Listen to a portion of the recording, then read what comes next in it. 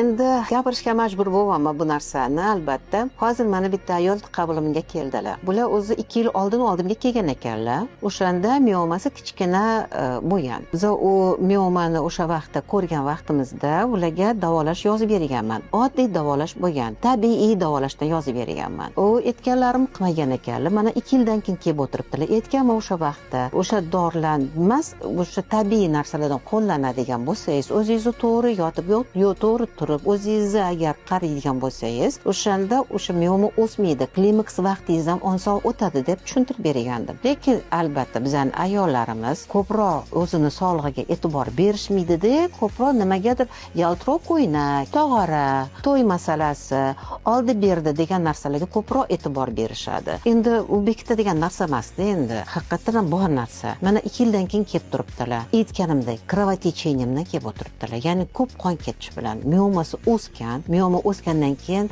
tabiiy qon ketish alomati ko'payadi.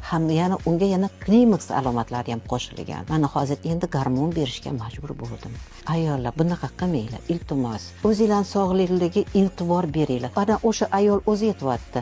Aytgan narsalaringiz qilganim yo'q, bee'tibor bo'ldim. Mana hozir endi shu masalamni kelyapman siz oldingizga deb keldilar. Ayollar, 1 yilda 1 marta ginekologga ko'rininglar. Ko'p vaqt egallamaydi. Qaytamki o'zingizlar sog'lig'ingizga qarasanglar, vaqtida doktorga ko'rinsanglar, vaqtida oldini olib, davolash masalasi ham sizga arzonga tushadi.